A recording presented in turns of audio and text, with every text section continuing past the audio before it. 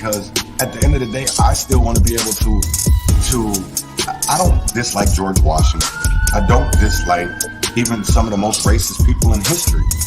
But I want to know their history, but I also want to know not only that, you know, hey, they were whatever, but I also want to know about the Shirley Chisholms.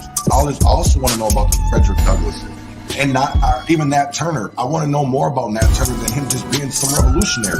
I want to know the Nat Turner that was out in the fields. I want to know the Nat Turner that grew up as a kid. I don't want to know just the narrative.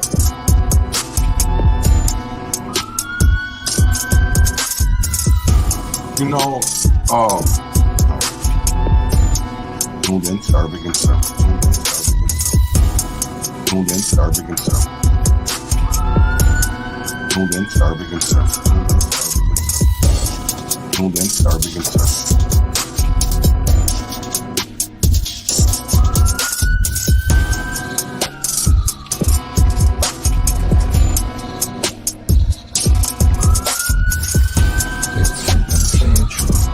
Tuned in to Urban Conservative.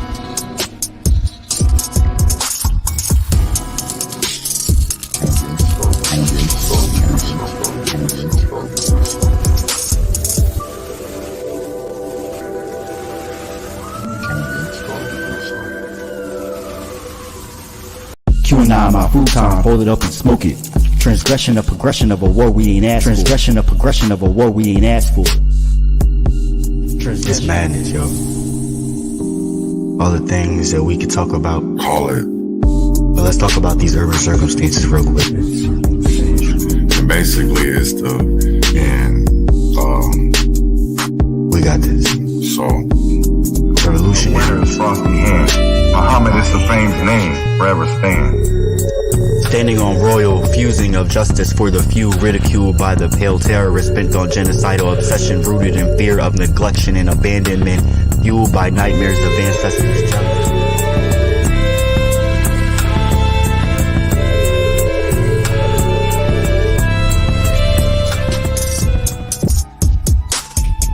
Truth, because at the end of the day, I still want to be able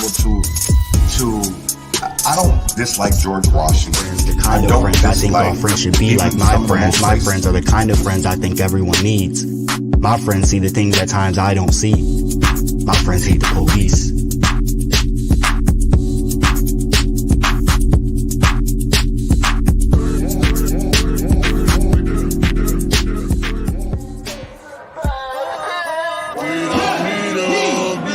What has changed? Are deemed the criminals, and the blacks are deemed the criminals. Shut up and help. Reflection ain't nothing but the inner child trying to see you. You gonna look? You gonna pick up that book? Lord, keep me far from the faith, guide me through night and day. Teach me your ways, show me the righteous way to sway. Lord, can you teach me, please? Show me the way, I'd say.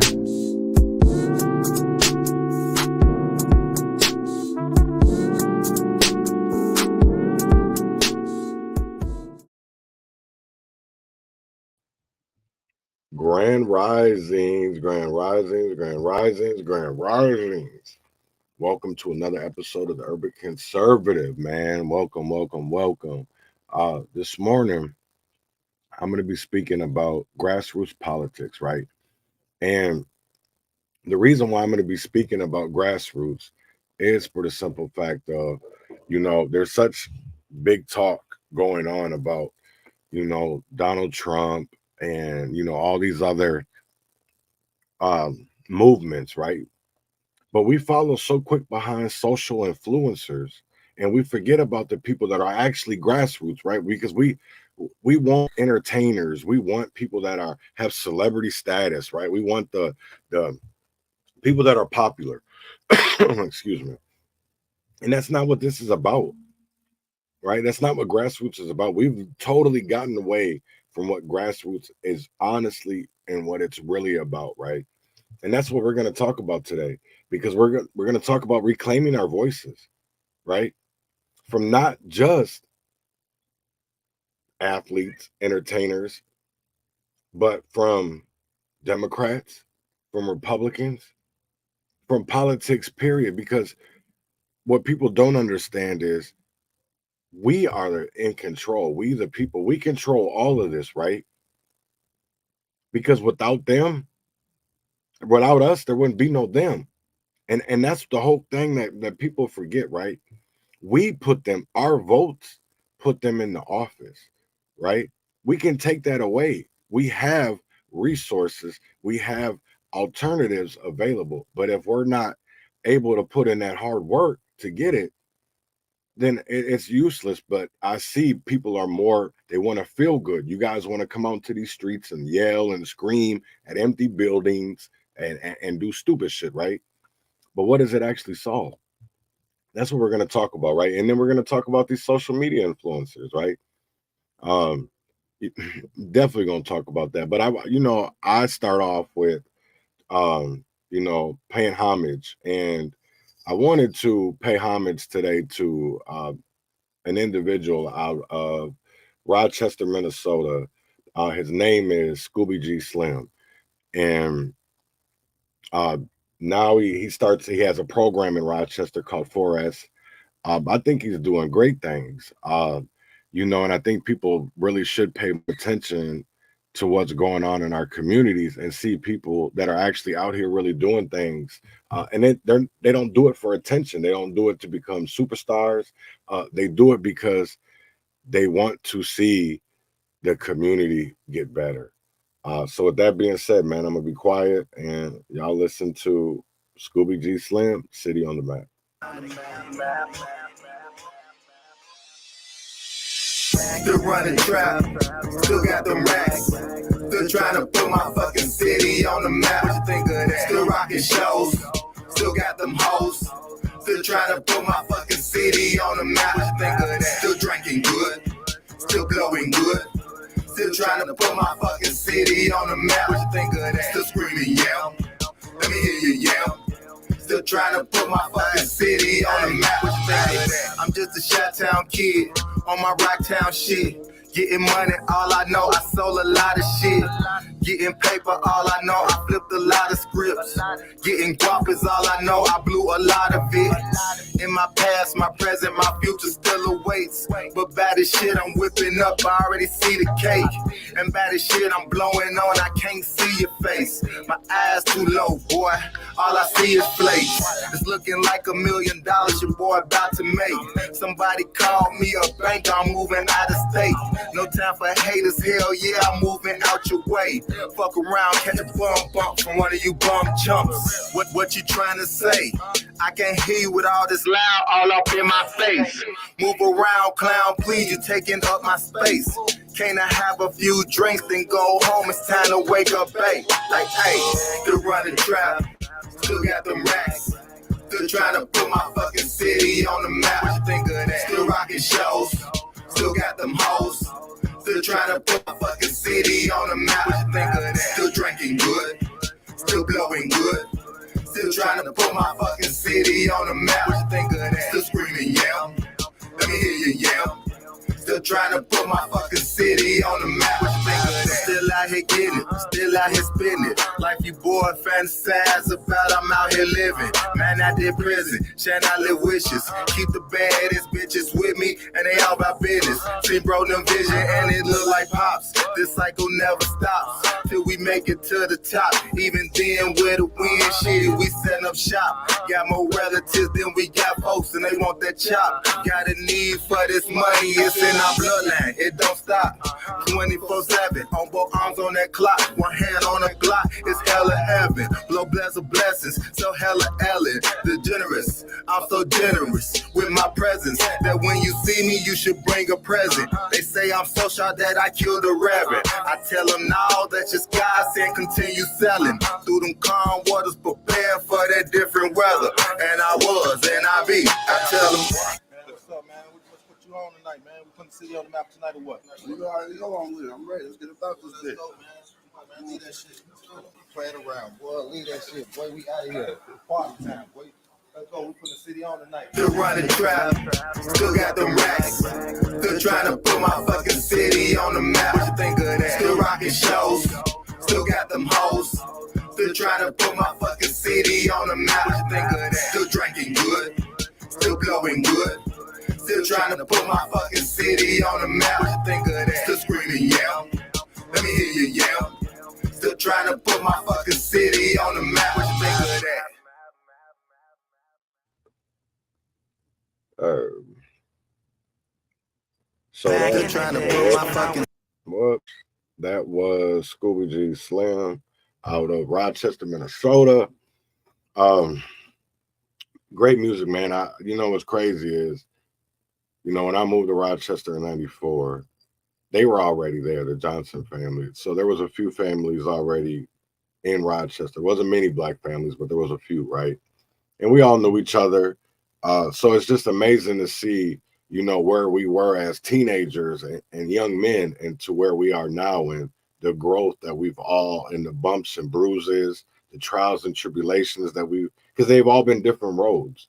But I love to see it.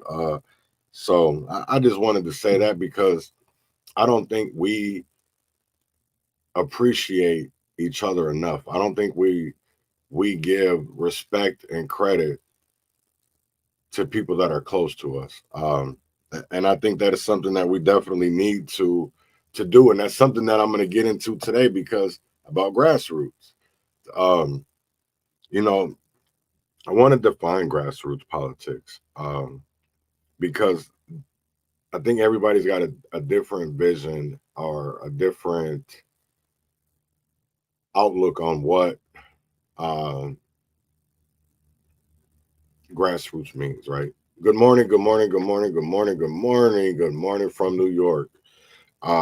Damn, you know it's crazy. I'm about to talk about New York this morning. I'm about to talk about Bronx because I woke up this morning and somebody that I'm Derek Gibson, Niggas for Trump, right? He started NFT, right? Niggas for Trump. And he's been going all over. He's been to Atlanta. He's been to you know, Philadelphia. He's been to other places trying to register you know, voters, get people involved. And I'm all for that. That's one thing that I definitely agree with is we have to get people involved. But the way that they're going about it is the one thing that I don't agree with. Because you're allowing people to co-opt your movement, to co-opt when you get, it's just like what we've seen with the colleges, right? With these encampments, because a lot of people weren't watching the independent media that was there. People weren't watching Unicorn Riot. They weren't watching Aaron Johnson out of Minneapolis, who was at University of Minnesota. You weren't watching Mark Apollo on Facebook. You know, you weren't watching the people that were actually boots on the ground and aren't just journalists, they're activists as well.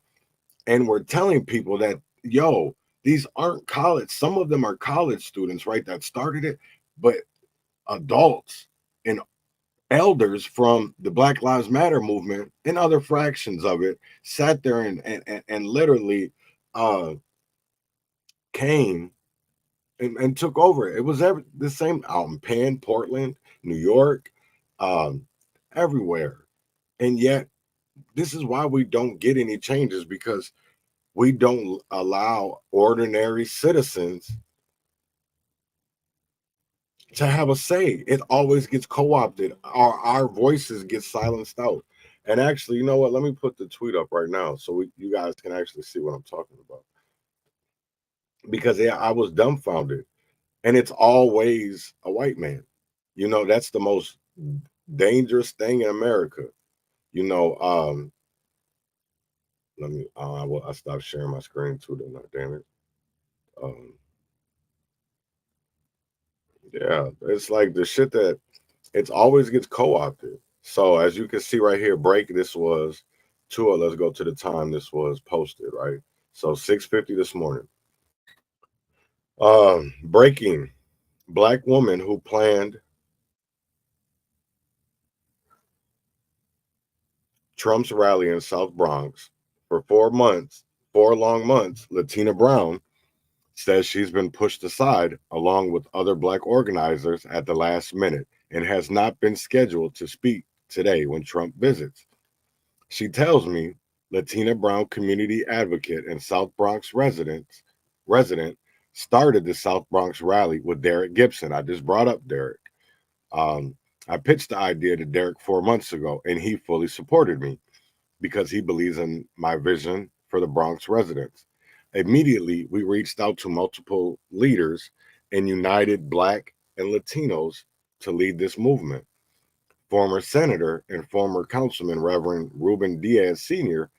responded quickly and said it would be an honor to unite the Bronx.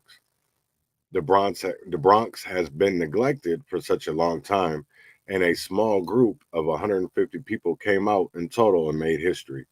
We got national attention, and the spotlight is now on the South Bronx. I want to highlight the speakers: Reverend Ruben Diaz Sr., Latina Brown, Kevin Jenkins, Madeline Brain, Consuela Davis, and Lou Valentine. It's such a shame to see Gavin Wax take credit for something he did not put together. I would expect that from the progressive Democrats and socialists. So this is Latina Brown. But it's very, that's one thing, is a lot of people that, are in this movement. That's why I say, like, are really in this for, and this is crazy, right? This is Derek Gibson, Gavin Wax riding off the coattails.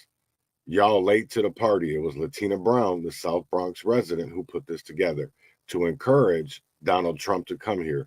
Black patriots for Trump. Amazing how everyone else wants to take the credit from her. So let's hear in his own words. We're getting the volunteers together. I'm glad it's finally materialized after all these months. Obviously, we have some people in the establishment apparatus in New York and elsewhere who are upset we're behind it and trying to take credit, go off our coattails, but we're going to make it a great time. Yeah. We're going to make it historic, and we're going to push this as much as we can, push the envelope. Look, there was a poll that came out in Siena. Trump was only down, I think, 8 or 9 now in a D plus 27 sample in New York State. I mean, every month they've done it. He's gone that margin closer and closer. You do another 6 months, who knows? Maybe he'll be within the margin of error. I'm not saying this is a likely situation to happen, but he's making it tight. He's making it competitive. The more resources they have to pour into Illinois, into New York to hold them, opens up the battleground states. It's a brilliant strategy. What you guys are doing and what the team in there in New York is doing is nothing short of breathtaking. And people go, well, you can't win it. It ain't about winning it. It's about tying them down and making them spend resources and time. Remember, what you don't have is time to spend time. Most expensive media market. Gavin Wax, great. Most expensive. You guys have done a great job and done it with no money. You know what's crazy? This is what really kind of pisses me off, right? Because it takes away from the grassroots movement, right? It takes away from ordinary citizens that don't have that I'm going to say it, that star power, right? Because nobody wants to, Donald Trump doesn't, he should want to meet a Latina Brown, right? He should want to meet ordinary people instead of always wanting to go meet and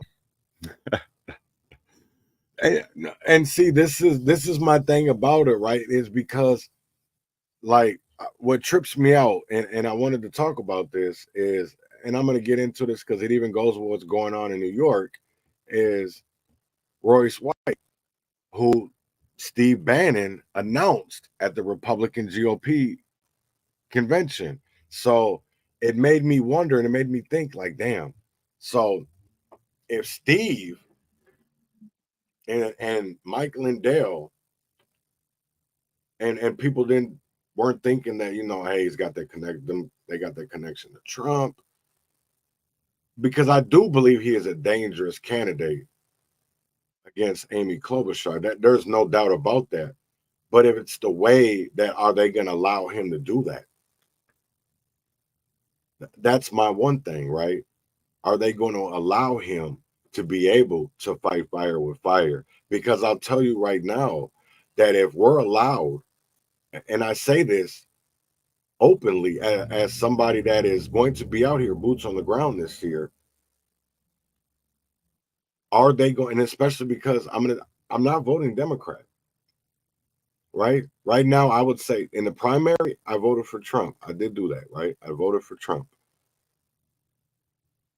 But when it comes to the general in November, honestly, right now, I know I'm not voting blue. I don't give a fuck. You could be my man. Listen, you could have been the nicest teacher in elementary school. You could be somebody that I love to dearly. And there's a lot of people that are running that are Democrats, and I will not endorse them. I will not I won't speak badly on them, right? But I'm definitely am not going to any type of endorse or anything, all because of the simple fact of you're behind dirty fucking liars. And that goes for a lot of black people that I know. And they feel like because that's the only way that they're going to be able to win an election. And it shouldn't be that way. We shouldn't have to go behind a party all for the simple fact that because we think that we're going to win.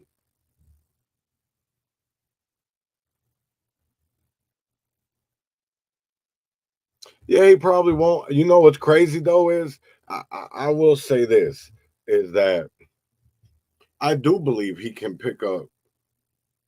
He won't appeal to all, but he can be made to appeal to all. I don't care. You know what's crazy is I see so much about his background right now, and it's like to me that's a playbook move. So I see bypass that, right? So then I see what he talks about. Right? He talks about their globalist issues, right? Because they are globalists. He says, follow the money.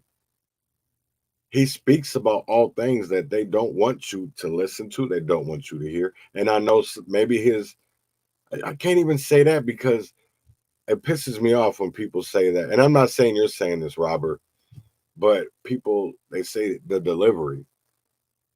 So let's listen to Royce real quick. I think this video is not very long anyways. That's like 4 minutes and 50 seconds. They're just playing us. And right now they're playing Stormy Daniels, and what's scary is they really think they're playing you. And of course it's relevant, her history in the porn industry. And Bill Maher made a perfectly good point. You mean to tell me you were so afraid of Donald Trump that you blacked out? You're used to being in front of the camera. You're used to being in front of strange men. You're used to being in even hardcore sexual, you're used to that. That's a part of the business. That's a part of the game. And that doesn't mean that a porn star can't be sexually assaulted or abused or raped or any of that. Of course, it doesn't mean that. But you got to look at the totality of evidence, and that's the real point here. The point isn't about us judging Stormy Daniels versus the porn industry or Donald Trump or who's more believable and what Bill Maher thinks. What we're really talking about here is the loss of fundamental American ideas and values like the presumption of innocence, or let's even say the threshold of probable cause and guilty verdict. There's no way you can reach a guilty verdict in this case. So why is it reasonable that prosecutors are even able to bring these types? I mean, it's become so sport. The American justice system has become so sport-like. It's disgusting. That's what's undermining democracy in this country. It's not people talking about Christianity. That has the potential to undermine democracy as well. But right now, today, that's not what's undermining Christianity. That's not what's undermining democracy in this country. It's not Christians, hard-working class, everyday Christians undermining democracy. It's the use of the justice system for political means, for political agenda. That is the number one thing undermining democracy in this country, if not an even or very close second. The special interest lobby money that's involved in politics writ large. But the two of them go about what and what. And you see a lot of crossover. You'll see a lot of crossover from the legal system and the justice system that's now been weaponized, and the money and the special interest lobby groups who have a vice grip on American politics. And the media as a perfect conduit between the two. Look at George Soros, dumps however many millions of dollars into, helping district attorneys all over the country. I mean, that's political. And I get it. Politics is politics. And that's the part we have to get. They're playing politics. They're doing politics. They don't believe in the separation of church and state. And they have a church. It's the anti-church church. They have a church. They have an ideology. They have a religion. Their religion they can claim is secular humanism or it's science, you know, when they tell you that ivermectin is horse tranquilizer, a horse dewormer, when they tell you that ivermectin is horse paste, right? Science, believe the science, okay? Believe Fauci, okay. Well, we shouldn't have believed Fauci. The people who took ivermectin, now it seems were right. The people who didn't believe Dr. Fauci was telling the whole truth, now they've been proven to be right. And so this religion, I mean, as far as religions go, this religion's already fallen out through the bottom, right? But they have religion, you know, the LGBTQ movement is a part of that religion. And you got to ask yourself, again, as a mental health advocate, which I've been since my earliest days on the public stage, you got to ask yourself, why are people so hell-bent on promoting, advocating, supporting a lifestyle that has proven to be at least correlated to very, very severe mental illness statistics? The mental illness statistics in the LGBTQ community are worse than maybe any other demographic in the country. But you care about them. I mean, how long are people out there going to keep allowing this government, this system, this propaganda machine to tell them they care about their well-being and prosperity when everything they do says the contrary?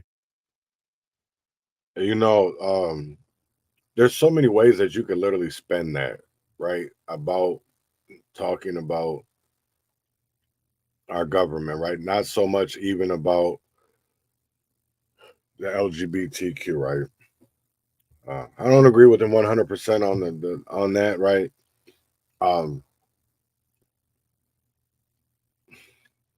I'm not. I don't consider myself LGBTQ, so I don't understand, or I'm not gonna say to understand.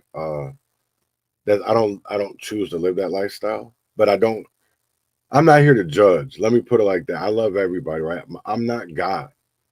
I'm not God, right?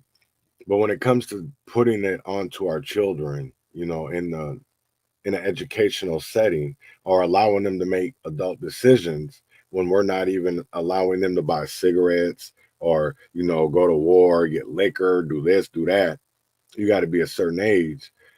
I think sometimes we're just moving a little bit too fast and need to slow it down. That's it. It has nothing to do about hating anybody. I wanted to play this. So in 1963, Malcolm did a speech in Detroit, Michigan. At the Grassroots Leadership Conference. And I wanted to play a bit of it because he really got in depth. And I think and it relates to today's times. And I think people need to hear it. So I'm going to play it. Chat between you and me, us. We want to talk right down to earth in a language that everybody here can easily understand. We all agree tonight, all of the speakers have agreed that America has a very serious problem. Not only does America have a very serious problem, but our people have a very serious problem. America's problem is us. We're her problem. The only reason she has a problem is she doesn't want us here. And every time you look at yourself, be you black, brown, red, or yellow, a so-called Negro, you represent a person who poses such a serious problem for America because you're not one. Once you face this as a fact, then you can start plotting a course that will make you appear intelligent instead of unintelligent. What you and I need to do is learn to forget our differences.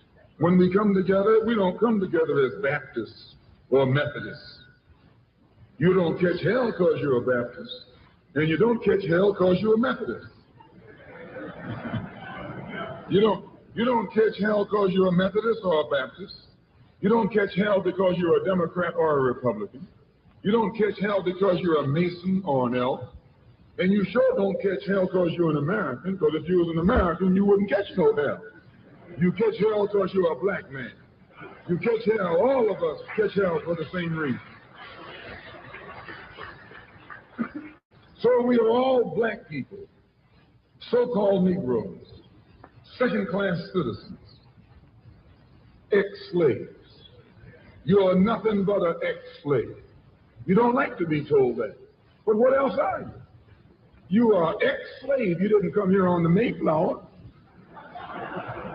You came here in a slave ship, in chains, like a horse or a cow or a chicken.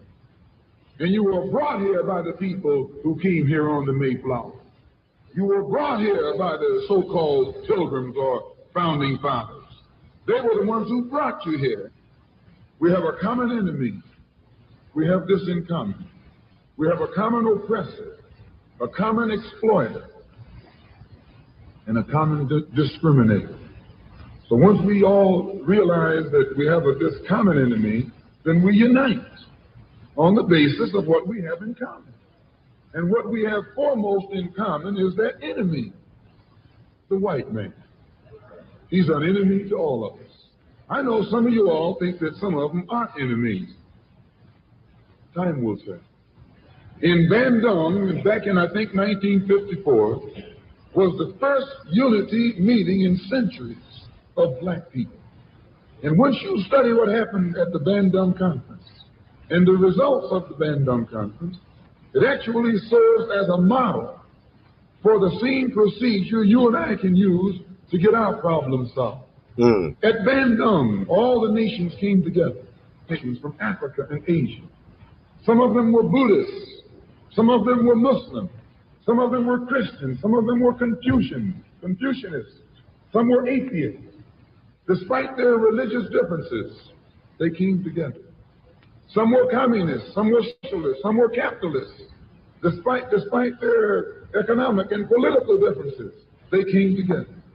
All of them were black, brown, red, or yellow. The number one thing that was not allowed to attend the Bandung Conference was the white man. He couldn't come. Once they excluded the white man, they found that they could get together. So I want to talk about that for a second, right?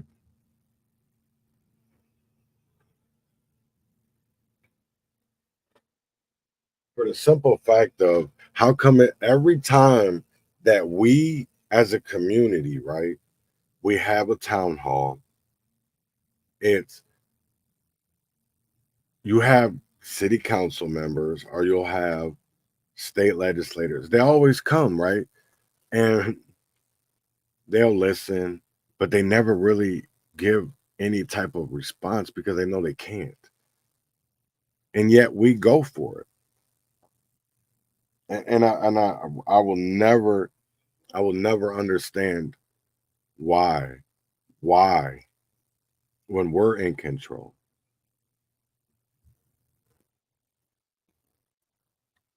Once they kept him out, everybody else fell right in and fell in line. This is the thing that you and I have to understand. And these people who came together didn't have nuclear weapons.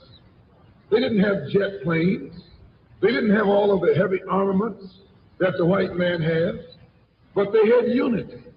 They were able to submerge their little petty differences and agree on one thing, that though one African came from Kenya and was being colonized by the Englishmen, and another African came from the Congo and was being colonized by the Belgians, and another African came from Guinea and was being colonized by the French, and another came from Angola and was being colonized by the Portuguese. When they came to the Bandung Conference, they looked at the Portuguese and at the Frenchmen and at the Englishmen and at the other Dutchmen, and learn or realize that the one thing that all of them had in common, they were all from Europe. They were all Europeans, blonde, blue-eyed, and white-skinned. They began to recognize who their enemy was. The same man that was colonizing our people in Kenya was colonizing our people in the Congo. The same one in the Congo was colonizing our people in South Africa and in southern Rhodesia and in Burma and in India and in Afghanistan and in Pakistan. They realized all over the world where a dark man was being oppressed, he was being oppressed by the white man. Where the dark man was being exploited, he was being exploited by the white man. So they got together under this basis, that they had a common enemy. And when you and I here in Detroit and in Michigan and in America, who have been awakened today, look around us, we too realize here in America, we all have a common enemy. Whether he's in Georgia or Michigan, whether he's in California or New York, he's the same man. Blue eyes and blonde hair and pale skin. Same man.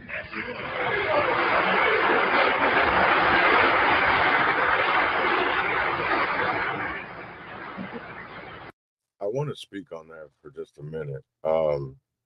How did Malcolm define white?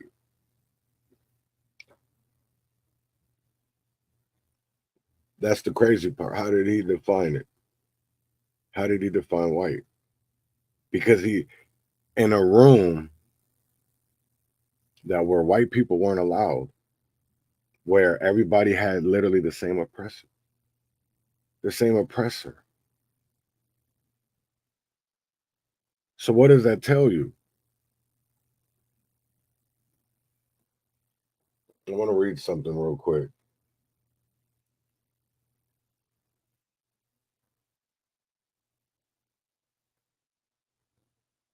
We have a common enemy. We have a common enemy. We have this in common.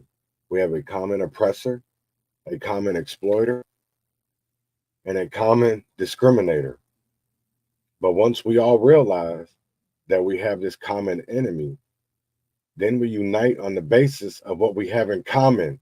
And what we have foremost in common is that enemy, the white man. He's an enemy to all of us. I know some of you all think that some of them aren't enemies. Time will tell. And why is it that we literally, it is, this is global. It is global. It literally is global.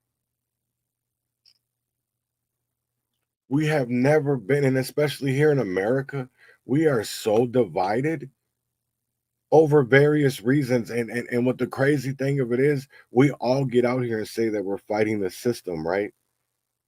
And then everybody says, oh, that, well, I got to fight it my way, or stay in your lane. When, what do you realize? Because the gun violence that I'm fighting is the same fight that you're fighting against police brutality, dummy. We're fighting the same system. The same thing when it comes to education, when it comes to judicial, when it comes to our medical system, because it's like a glove. You can't fix one without the others. And if you're not trying to fix them all, then sit the fuck down somewhere, because that's what Operation Hug the Block is about.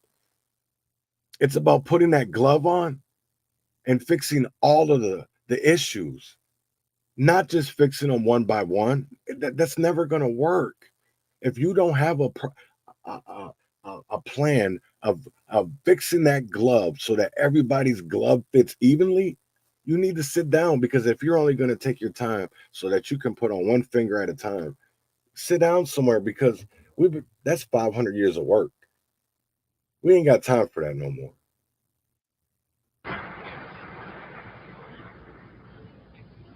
So what we have to do is what they did. They agreed to stop quarreling among themselves. Any little spat that they had, they'd settle it among themselves. Go into a huddle. Don't let the enemy know that you got a disagreement. Instead of us airing our differences in public, We have to realize we're all the same family. And when you have a family squabble, you don't get out on the sidewalk. If you do, everybody calls you uncouth, unrefined, uncivilized, savage. If you don't make it at home, you settle it at home. You get in the closet, argue it out behind closed doors. And then when you come out on the street, you pose a common front, a united front. And this is what we need to do in the community and in the city and in the state. We need to stop airing our differences in front of the white man. Put the white man out of our meeting, number one, and then sit down and talk shop with each other. That's all you gotta do.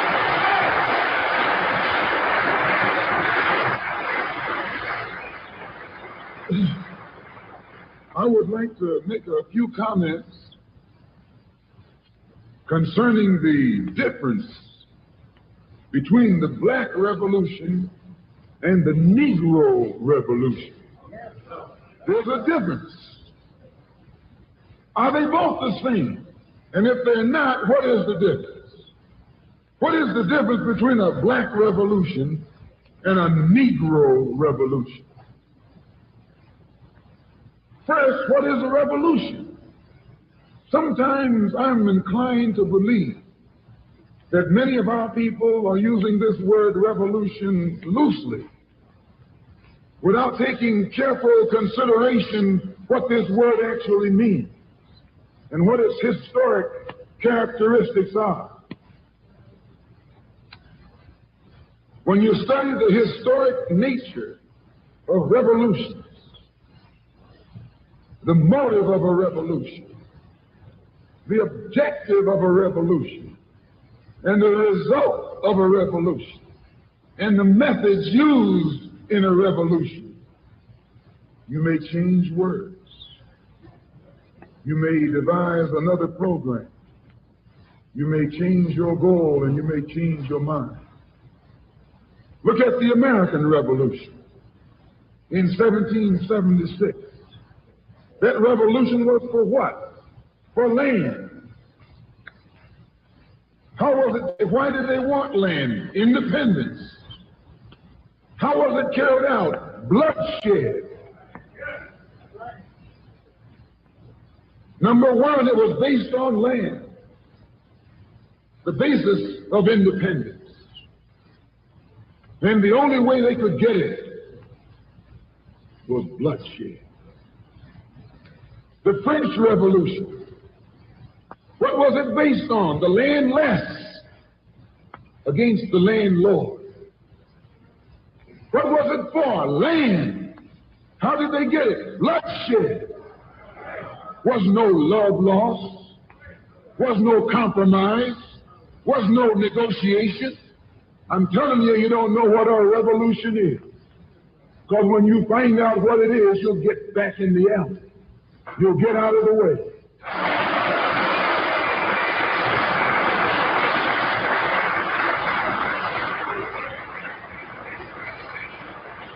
The moment, the Russian Revolution, what was it based on? Land. The landless against the landlord. How did they bring it about? Bloodshed. You haven't got a revolution that doesn't involve bloodshed. And you're afraid to bleed. I said you're afraid to bleed. As long as the white man sent you to Korea, you bled. He sent you to Germany, you bled. He sent you to the South Pacific to fight the Japanese, you bled. You bleed for white people. But when it comes time to seeing your own churches being bombed and little black girls murdered, you haven't got no blood.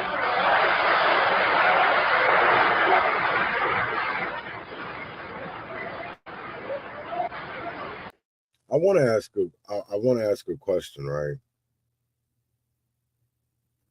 Do people believe that there's a reason that they force feed us Martin Luther King Jr. and not really talk about Malcolm so much in the public school education system?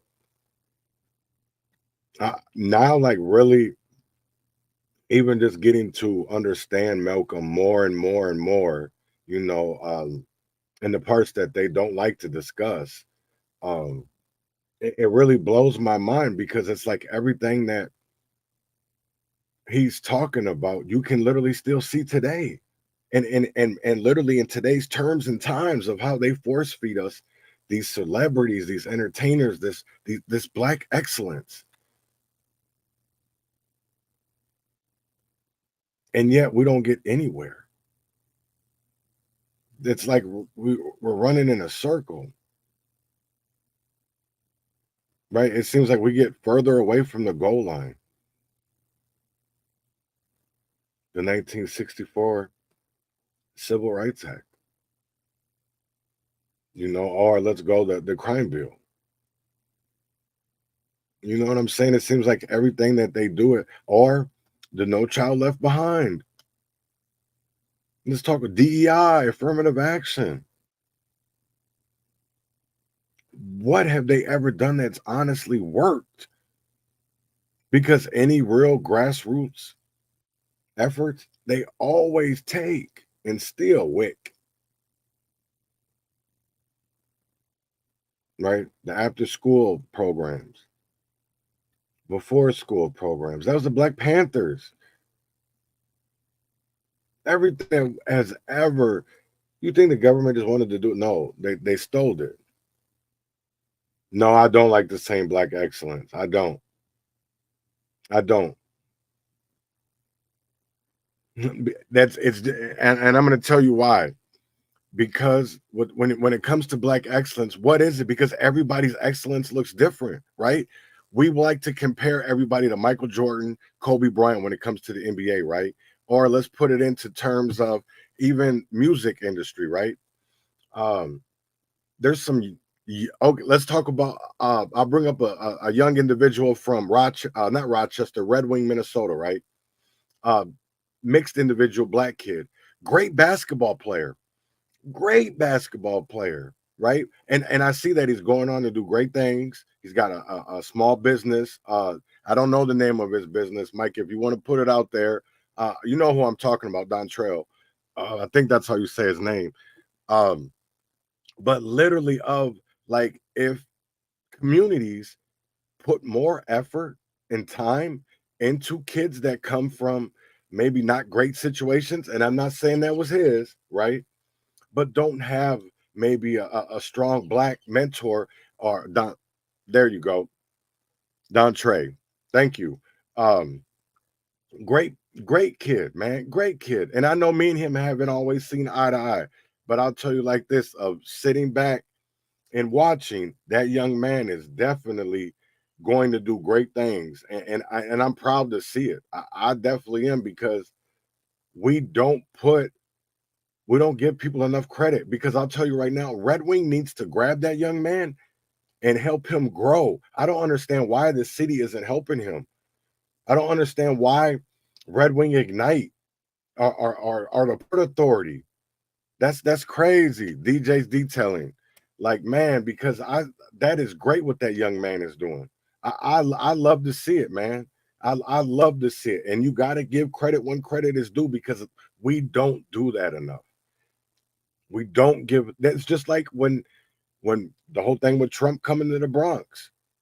They allow these white people to come in and take that shit, because there's somebody on here right now that has done great things in Red Wing, Minnesota, and has his shit took, and then other people boasted. And it's like, damn, don't nobody want to get that man his credit? Because that's crazy how we stand here and do, even when it came to Red Wing Area Mutual Aid. Because that's the one crazy thing. People don't really want to talk about grassroots, because there's such a false pretense on what grassroots is. It's because people think that Al Sharpton or Ben Crump or Sean King are grassroots. No, they're not. That's not grassroots. Those are not ordinary people. They don't, that's what's crazy to me, man. That's what's crazy to me. Those are not ordinary people no more. They're not. But let's get back to Malcolm.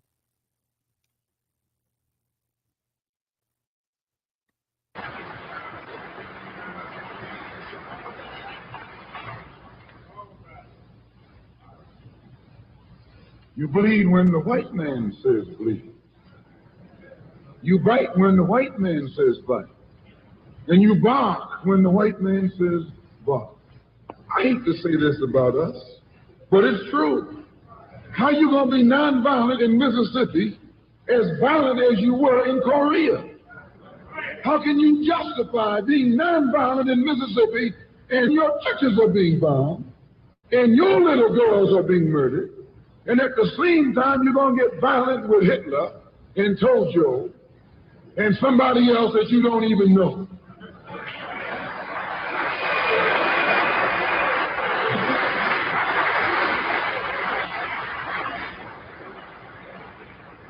If violence is wrong in America, violence is wrong abroad. If it's wrong to be violent, defending black women and black children and black babies and black men, then it's wrong for America to draft us and make us violent abroad in defense of her.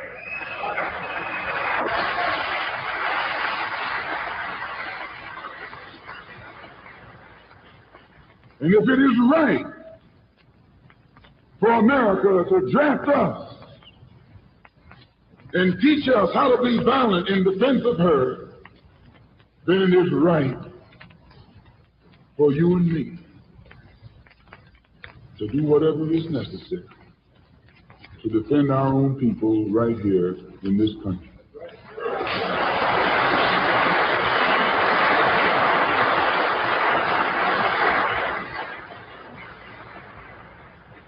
The Chinese Revolution, they wanted land.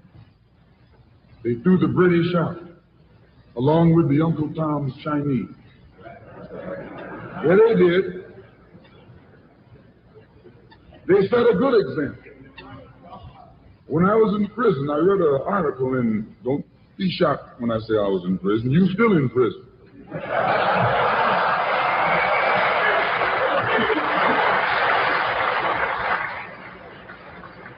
That's what America means, prison. When I was in prison, I read an article in Life magazine showing a little Chinese girl, 9 years old. Her father was on his hands and knees, and she was pulling the trigger because he was an Uncle Tom in China. When they had the revolution over there, they took a whole generation of Uncle Toms, just wiped them out. And within 10 years, that little girl became a full-grown woman. No more Toms in China.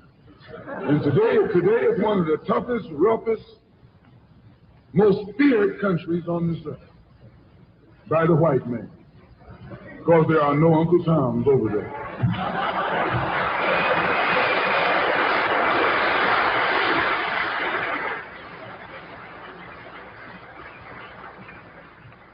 Of all our studies, history is best qualified to reward all research. And when you see that you got problems, all you have to do is examine the historic method used all over the world by others who had problems similar to yours. And once you see how they got theirs straight, then you know how you can get yours straight. Please. There's been a revolution, a black revolution going on in Africa. In Kenya, the Mau Mau were revolutionaries. They were the ones who made the word uhuru. They were the ones who brought it to the fore. The Mau Mau, they were revolutionaries. They believed in scorched earth. They knocked everything aside that got in their path. And their revolution also was based on land, a desire for land. In Algeria, the northern part of Africa, a revolution took place. The Algerians were revolutionists. They wanted land. France offered to let them be integrated into France. They told France to hell with France. They wanted some land, not some France.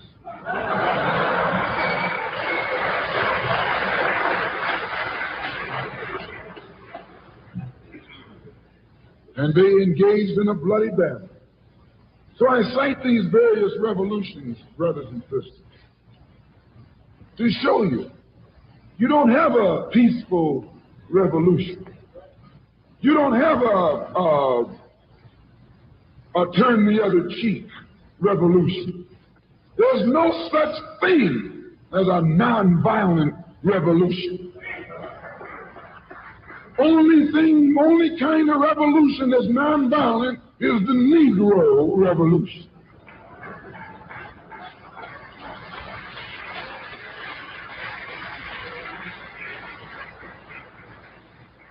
The only revolution based on loving your enemy is the Negro revolution.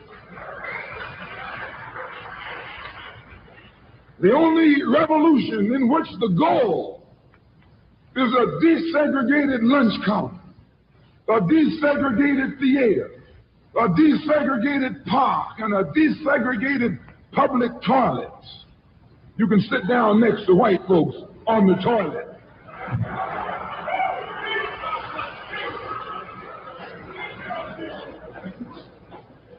That's no revolution. Revolution is based on land. Land is the basis of all independence.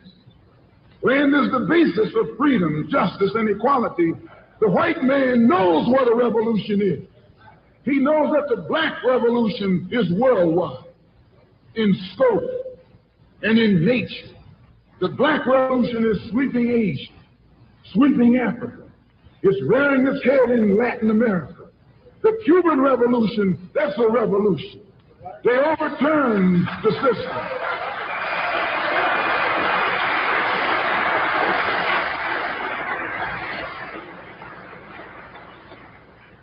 Revolution is in Asia.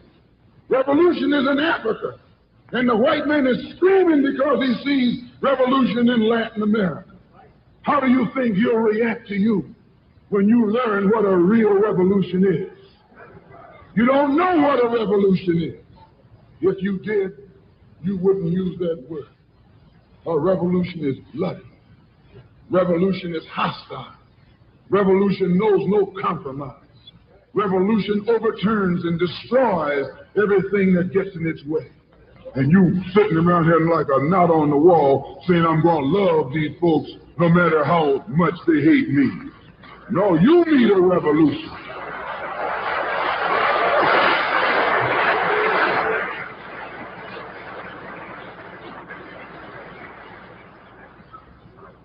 Who ever heard of a revolution where they lock arms, as Reverend Cleage was pointing out beautifully, singing, "We shall overcome"? Just tell me you don't do that in a revolution. You don't do any singing, you're too busy swinging.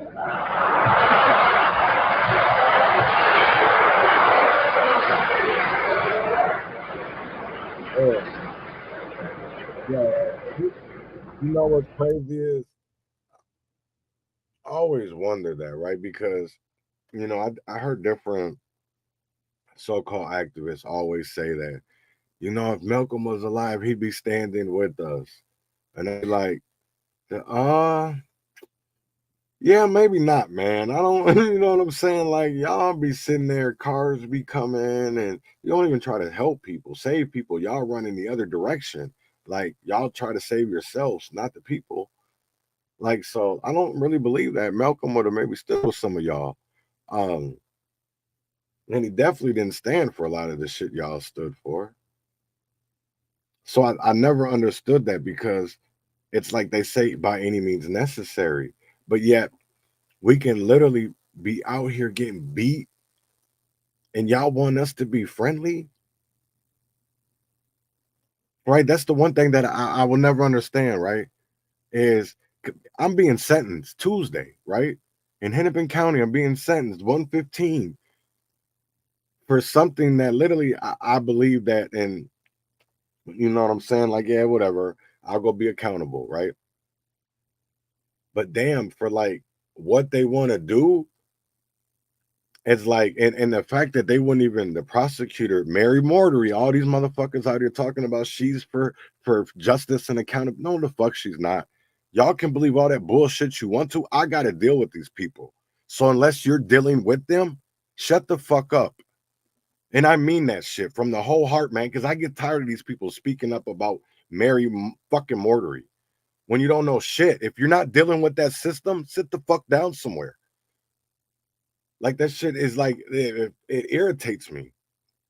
It irritates my soul, man. And it's like, y'all people sit there and you don't ever want to see the shit for what it actually is. Y'all want to overthink, you want to analyze motherfuckers instead of just seeing the shit for what it really is, man. That they sitting here fucking us and y'all just too stupid to realize it. And then when you do realize it, you're too embarrassed, so you don't say anything. Or you done took some money, or they done did something to you, right? They done diddied you. Got some video, maybe some audio, something. Maybe they got something hanging over your head, right? Fuck that, man. Live in your truth, bro. Sis, whatever you is. Live in your truth, man. Fuck these people.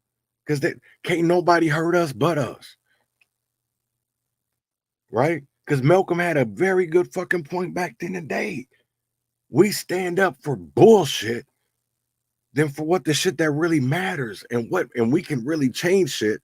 But because we got these Uncle Toms, these Uncle Ruckuses that would rather sit at the table than to sit here and stand with the community.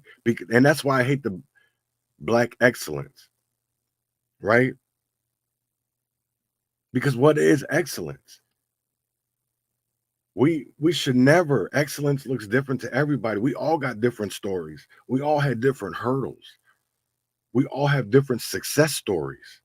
Because to me, that's why I think people get so discouraged, and I don't think a lot of people understand what the hurdles we have to sometimes jump, all because of that word Black excellence. Because sometimes they want us to live up to something that potentially we'll never live up to, because that's not where we wanted to, that's not where we see ourselves. That's not where we see our success at. Sometimes people are okay in the success that it's their success. It's not, you can't measure somebody else's success. You know what I'm saying? That's why I say with the whole excellence thing is, I think people should really stand away from that Black excellence, because everybody's success looks different. And we should be proud of people's success, regardless if they didn't get to damn, we still got 20 minutes to go. Oh, I ain't gonna play this whole thing. It's based on land. A revolutionary wants land so he can set up his own nation, an independent nation. These Negroes aren't asking for no nation. They're trying to crawl back on the plantation.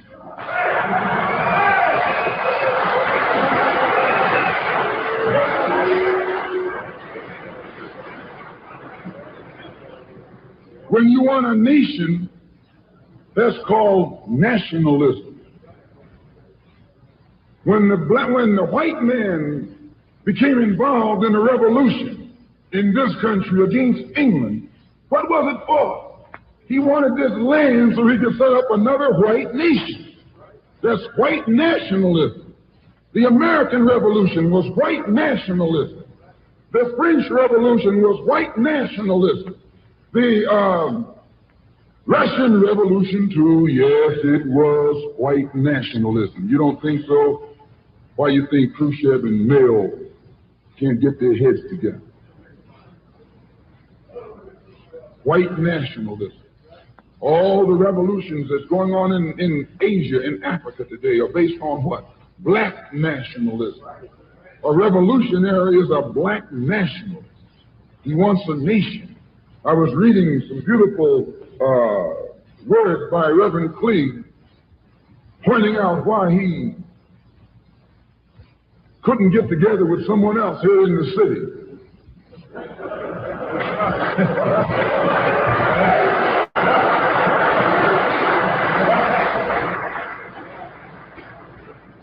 Because all of them were afraid of being identified with black nationalism. If you're afraid of black nationalism, you're afraid of revolution. And if you love revolution, you love black nationalism.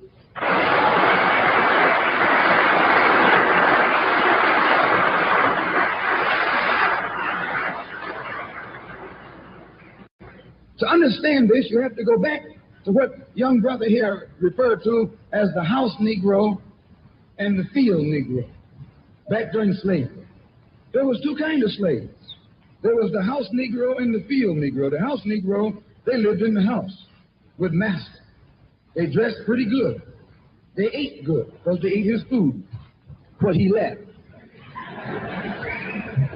They lived in the attic or the basement, but still they lived near their master.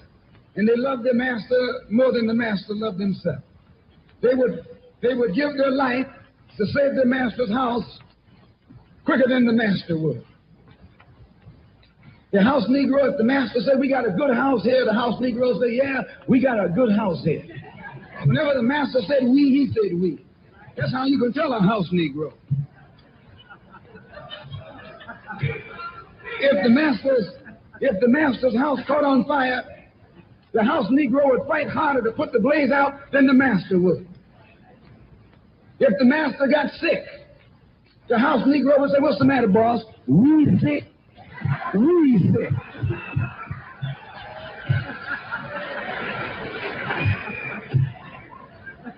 He identified himself with his master more than his master identified with himself. And if you came to the house Negro and said, let's run away, let's escape, let's separate, that house Negro would look at you and say, man, you crazy. What you mean separate? Where is there a better house than this? Where can I wear better clothes than this? Where can I eat better food than this? That was that house Negro. In those days, he was called a house nigger. And that's what we call him today because we still got some house niggers running around here.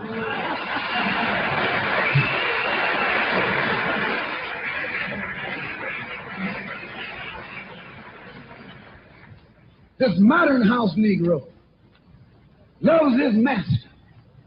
He wants to live near him. He'll pay 3 times as much as the house is worth just to live near his master. And then brag about, I'm the only Negro out here.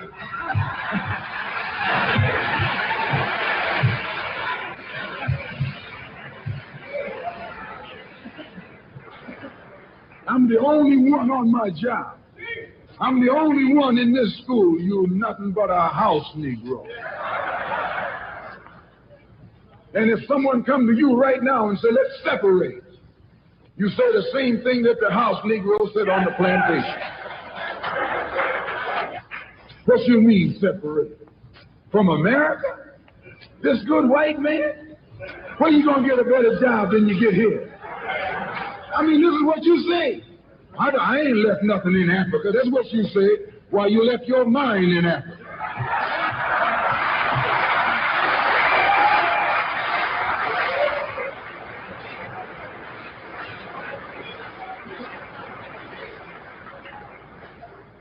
On that same plantation, there was the field Negro.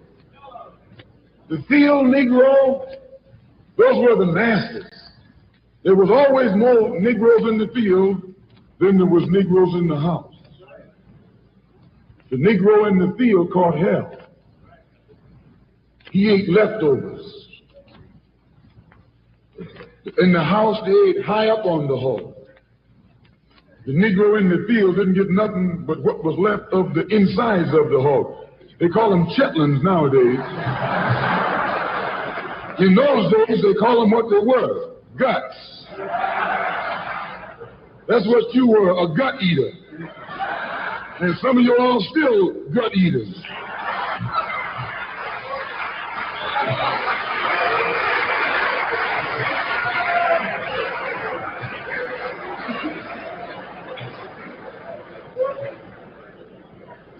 The field Negro was beaten from morning till night. He lived in a shack, in a hut. He wore cast-off clothes. And he hated his master. I say he hated his master. He was intelligent. That house Negro loved his master. But that field Negro, remember, they were in the majority. And they hated the master. When the house caught on fire, he didn't try and put it out. That field Negro prayed for a wind. Please. When the master got sick, the field Negro prayed that he died. If someone come to the field Negro and said, let's separate, let's run, he didn't say, where are we going? He said, any place is better than here.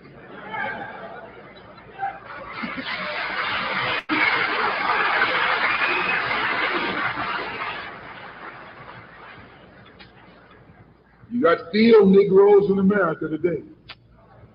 I'm a field Negro. The masters are the field Negroes.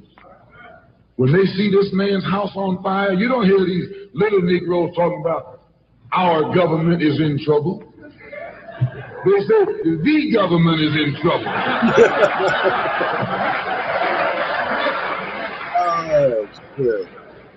Imagine a Negro, our government.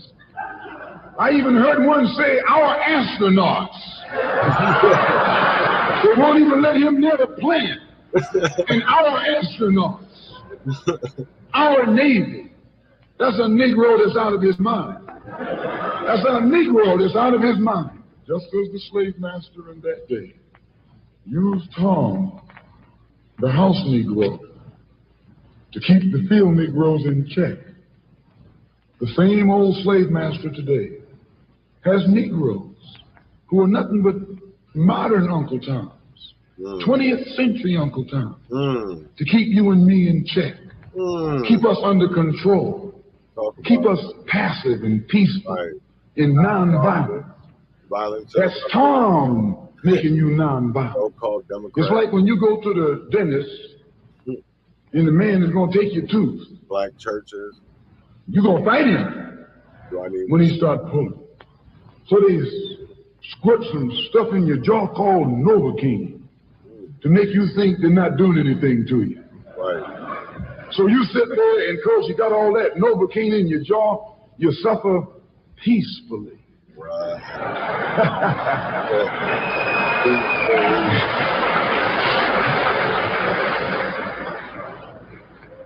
Blood running all down your jaw. And you don't know what's happening. Right. Because someone has taught you to suffer peacefully. The white man do the same thing to you in the street. Right. When he gonna want to put knots on your head, right, and take advantage of you and don't have to be afraid of you fighting back. To keep you from fighting back, he get these old religious Uncle Toms, right, to teach you and me. They're just like Novocaine. Suffer peacefully. Don't stop suffering, just suffer peacefully.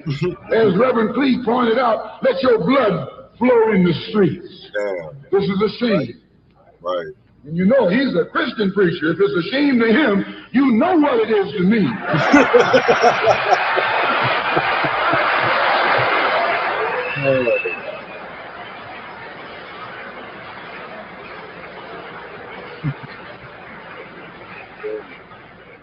There's nothing in our book, the Quran, as you call it, Quran, right, teaches us to suffer peacefully.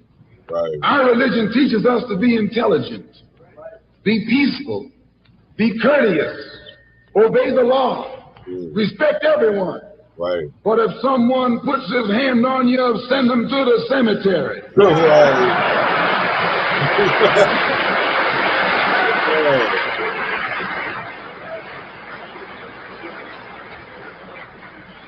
That's a good religion. In fact, that's that all-time religion. Right.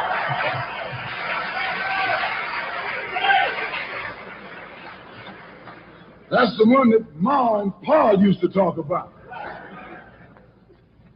An eye for an eye, and a tooth for a tooth, and a head for a head, and a life for a life. That's a good religion.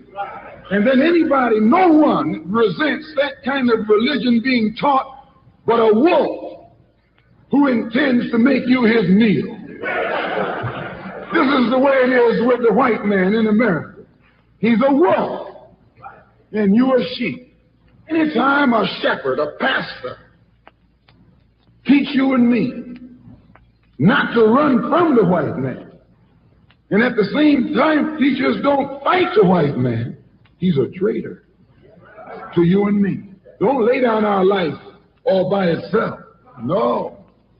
Preserve your life. It's the best thing you got. And if you got to give it up, let it be even Steven.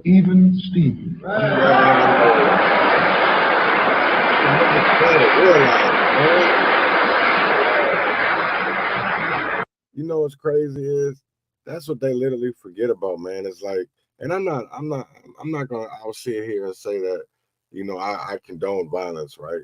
Or I condemn it or none of that, because I'm not for it. But I'll damn be sure that I know that there's a time for it, there's a time and a place for it, right? Now, I do understand that. And I see that a lot of people will sit here and get mad over somebody saying some words, right? That looks like me and you, but we won't get mad at a system that started killing our people. Or we won't get mad at the niggas around the corner selling drugs, killing our kids, so they can't even go out in the yards and play. But y'all want to come on and get on social media and get mad about some words. Some words. Or you want to get mad at niggas exposing you. Or how they call it, snitching or hating. It ain't a hate. That's the one thing that I'll never understand. Is it's never hating, because I don't want to be hating. We got to be in the same league, right? We got to be competitors. We're not competitors, dog. You live a whole lifestyle that I want no part of. So what would I be jealous of that? Because everything you're doing, it's just like with these drugs, with dealing drugs, it can be all taken away. Everything that you're doing is wrong. It can be taken away. But if you do it the right way, it can't be taken away. That's the one thing that I've understood. And that's why I've also learned that all money ain't good money. You can't take everybody's money. You can't. There's strings attached to that shit. And that's what's ridiculous, because why you think that Diddy video came out 8 years later? If people understood what non-disclosure agreements, you think these motherfuckers just settle over? Man, stop it. Why you think Cassie really ain't made no statements? Because when she settled, she can't talk about the shit. Or she gonna lose the money. Like, people gotta understand. And I don't like the way, but that's literally of how money talks, bullshit walks. And I can't be mad at that. You know, that's one thing that I've honestly learned out of all of this, is about what a lot of sayings mean. Don't hate the player, hate the game. So I don't hate the politicians. I don't hate Bobby Champion. I know that he's being used his damn self. He just too stupid to see it. But I'm damn sure not going to continue to allow him to stand in the way of real change and reform. And that goes for anybody. If you are not out here doing the right shit, I'm going to call you out. It's just like this whole weekend. It's George Floyd weekend. You're going to have so many fake ass people out here that they don't give a fuck about Minneapolis, first of all, right? They don't give a fuck. And there's really going to be a lot of people, because Friday night, or what's the date today? The 22nd? No, 23rd. So tomorrow, you got a Timberwolves game at home, and it's George Floyd weekend. What do you think is going to go on in Minneapolis? I'm just saying. Don't take my word for it. You know, and another thing is, stand for something, because a lot of these niggas out here will say, if you don't stand for something, you'll fall for anything. Well, just know that there's a lot of people out here falling for anything. Anything. And Minneapolis is about to be full of it. Full of it. A lot of niggas that are fall for anything. Yeah. Just like that. This is what's crazy to me is you're gonna have, I think her name is Tara Wallace, the old girl from Love and Hip Hop New York. I know y'all remember Tara, the The fuck is his name, man? Guns. Corey Guns, or whatever the fuck his name is, man. The dude that be doing the show Cheaters now. Peter Guns, or whatever the fuck his name is. And it's like, damn. Celebrities. Just like with the reparations shit.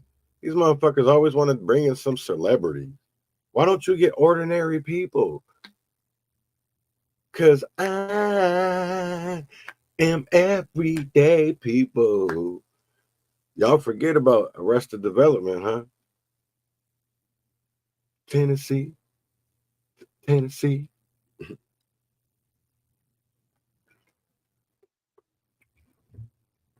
I hope everybody enjoyed today's. Actually, you know what? I want to get into one more thing because this shit kind of tripped me up. What was this one about? Oh, yeah, I forgot about this. Oh man, we definitely got to talk about this. I forgot that in damn, I had stories up that I wanted to talk about and ain't even talked about yet. That shows you how much I'm stupid shit I'm doing. Well, it's not stupid shit, but how much I've been not staying on key, and I let that video go too long. But Malcolm X actually was inducted into the Nebraska Hall of Fame. I don't think a lot of people even remember or anything like that, but actually Malcolm was born in Nebraska. So he would have been 99 on May 19th. Great leader, man. To this day, I think he could have gone on to do such great things if they didn't take him from us. I think he'd have been, and he still did do great things, no matter how much they demonize him, no matter how much they throw dirt on his name. He's got a legacy that will live on and on and on because he stood for something. He stood for the truth. And no matter who it was, if it was somebody that looked like him, he stood on what he stood for. He stood on his values. He stood on his integrity. And we don't have leaders like that anymore. We don't have leaders like that anymore.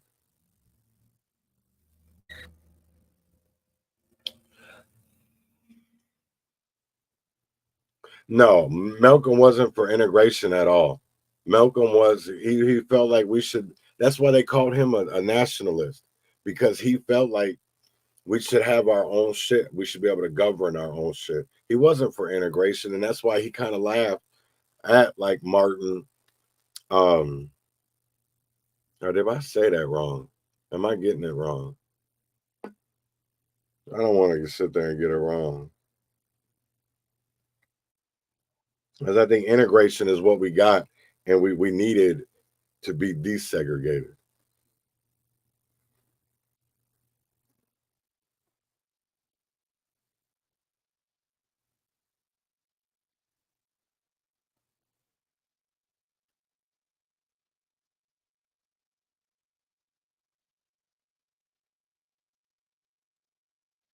Hold on, I'm trying to find something.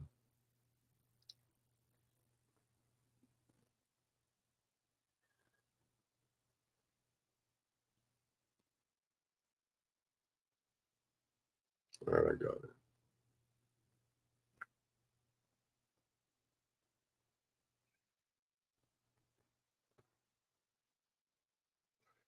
Incorporation as equals into society or an organization of individuals of other groups.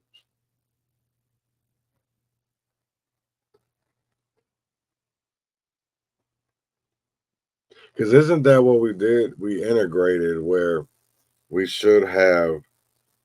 I think that's what. Let me see.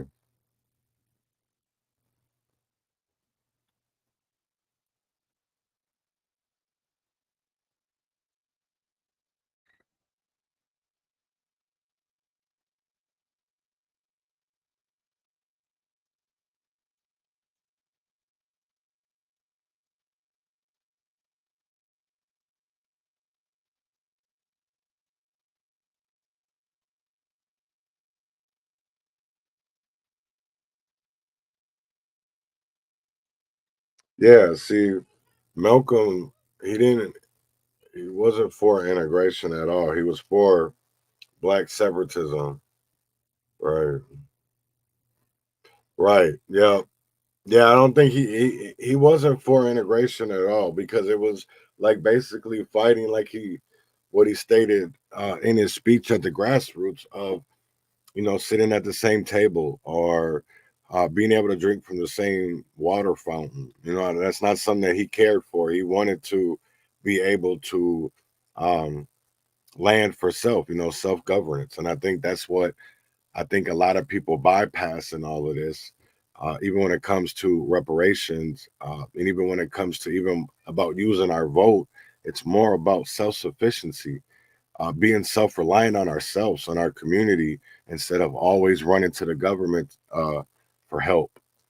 But yeah, so I wanted one more story before I get out of here. This is so, of course, we're in election year. This is out of Georgia. So they had a primary last night, and Fannie Willis and the judge presiding over the Georgia Trump election case defeated their challengers last night. So just wanted to put that out there. People can't be really serious about changing anything. I know this is just a primary, but obviously the Democrats in Georgia are okay with what they're getting for representation. So I just think, when it came to Malcolm, because there was something that you asked that I wanted to touch on. Let me go. Okay, here it goes. And a lot of this stuff Malcolm does, I agree with that. I damn near agree with everything that he says. He does talk about a different time in history that does need to be examined more closely. But I think when we put it into today's terms, I don't think we'll ever be able to segregate or separate, just because of the simple fact that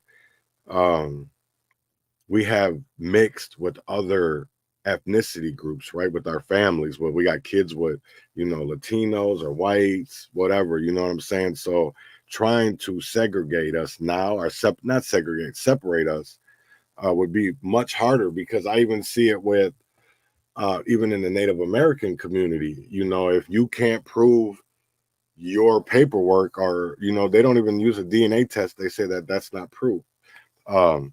So I think it all just, we need to, that part I don't think we'll ever get to, but we all are fighting the same battle, and that is a system. All I do is, when people say, well, Malcolm didn't like white people. Well, Malcolm's not here, but we can carry on his message by literally taking out the white man and just putting in the government. That's all, because at the end of the day, who runs the government?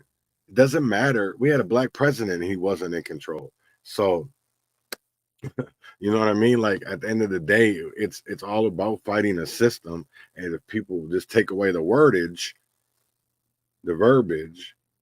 and just put it in today's times and terms, boom, bam, wham. You know what I'm saying? And that's the way that I see Malcolm now. And that's the way that I try to convey it to people. Is like, yeah, he was talking about white people, but we're not back in the early 1960s. We're in 2024. We're at different times, right? So I just try to tell people that we all have the same enemy, which is the government, right? It's a corrupt government. That's all I'm saying. So I think it's, if you can put it into simple terms, and that's why I think too, as well, is that people overthink and overanalyze, certain words. It's just like with the no knock bill here in Minnesota. They didn't prohibit it. They didn't ban it. It was the simple fact that people didn't understand what exceptions meant, right? They didn't do their research. So there's just different things that I feel like we as people can educate ourselves, so we can go way much further if we sit here and take the time and read everything and understand even the fine print. Just don't get all giggly and happily because we see a headline that says, oh, the African American Family Preservation Act, but then you don't read the fine print. Like, come on now, we gotta start reading the fine print, because that's where it matters. The fine print matters, right? So, with that being said, man, I hope everybody has a great Thursday. It's Throwback Thursday at that, man, and I hope, I'm gonna leave off with something. Fuck it, let's do it. This is an old R&B joint that I think you guys will appreciate and enjoy. I will see y'all tomorrow, man. Peace out. When no fail, freedom of jail, heaven or hell, wish you well.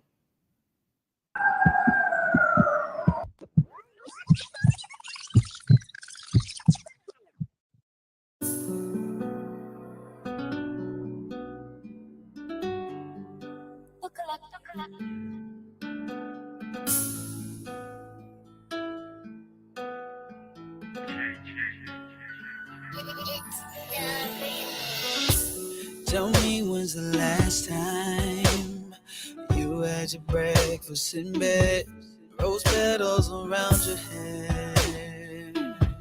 Can you even tell me that? Oh, who opens the door, girl? Maybe it slips his mind, just like the special times when we needed a social side. Oh, if what I say can change your mind, can make you rearrange your life. 'Cause I'm always on your mind, and you seem to wonder why. I'm that guy who was made to love you and always thinking of you. I only wanna be with you, girl.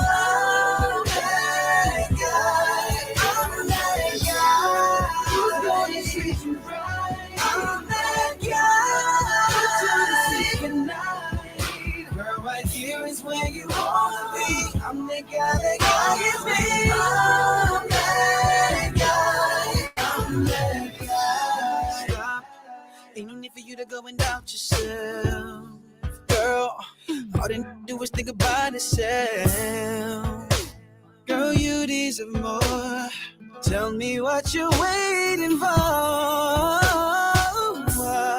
No, I wanna be the one that makes you smile. I wanna be the one that walk you down that aisle, baby. Taking you up to the highest ground. Can you hear me now? If what I say could change your mind, make you rearrange your life. 'Cause I'm always on your mind, and you seem to wonder why. I'm that guy who was made to love you and always thinking of you. I only wanna be with you, girl. I'm that guy who's gonna treat you right. I'm that guy trying to sleep at night. Girl, right here is where you wanna be. I'm the guy.